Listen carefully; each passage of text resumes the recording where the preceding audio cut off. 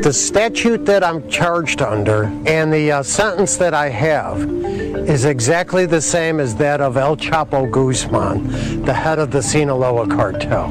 Craig's was really one of the most egregious stories for a few reasons. He didn't use marijuana. He was never caught with marijuana. He was a third-party vendor. Let's talk about marijuana reform, shall we? Or cannabis, Mary Jane, ganja. It has many names. In the United States of America, cannabis is still on Schedule 1. Yes, it is. It's right up there with heroin. Can you believe that? In the 21st century, it is absolutely true. And I want to discuss a story about a man who had a life sentence. He's not the only one, but many have had life sentences for what? Trafficking, put my air quotes up, in cannabis. So follow me on this. I'm going to get this. Craig Cecil is his name. And he was unsuspecting. He had a company and he retrofitted vehicles or trucks. And he had no idea that one of his clients was trafficking in marijuana. But unfortunately, I did some work directly for a company that leased trailers. And this company would take the trailers down to Mexico, hollow out the lot walls, fill the walls with marijuana, drive those trucks through the Border Patrol.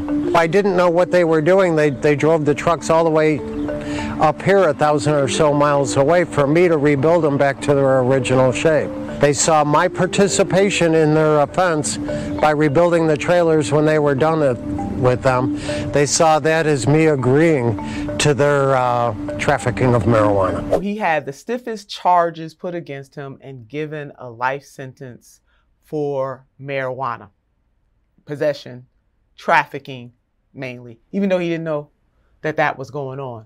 Can you imagine getting a life sentence for trafficking in marijuana? Makes no sense, but it is still a reality. And especially since there are many states in the United States of America who have, in fact, legalized marijuana. We're just waiting on the feds to catch up with the people.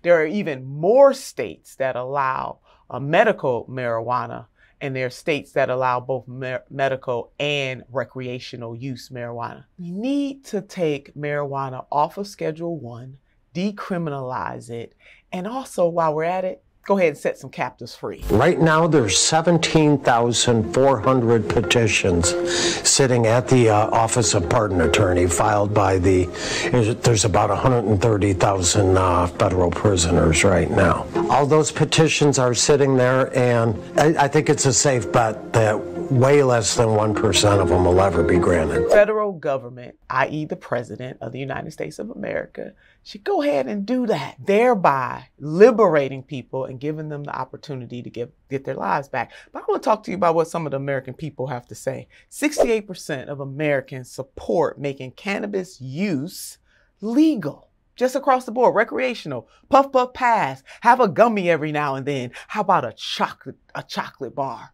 Yeah. Edibles. That's it.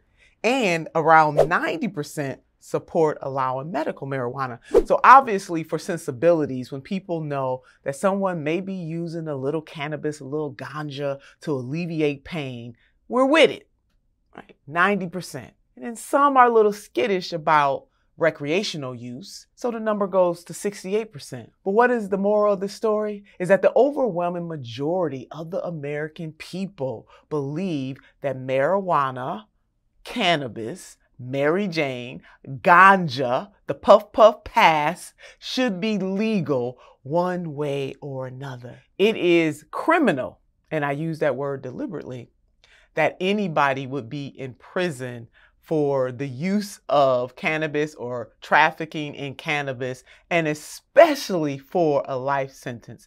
Absolutely makes no sense. And this man, Cecil, Mr. Craig Cecil, actually got his sentence commuted by, wait for it, President Donald J. Trump. Can you believe it?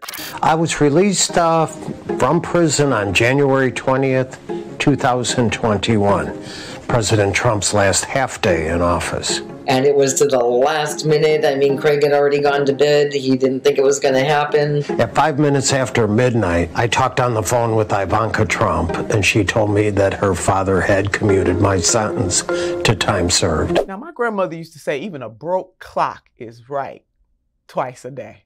And I must admit, Mr. Trump got that one right. We need to go beyond treating both the use of and the sale of cannabis as if it is the worst thing in the world that can be happening. It is not. We need to take it off of Schedule 1, decriminalize it, and make it legal all across the United States of America. And guess what? Use those tax dollars to do a whole lot of good in the world. You have states like Colorado who have done that. And that money that comes in that they use for public good, we could do that all over the United States of America because the government is very good at taxing stuff. We need to tax this stuff and use it for education and to give people relief. So come on, federal government, get with the program. Let's decriminalize marijuana.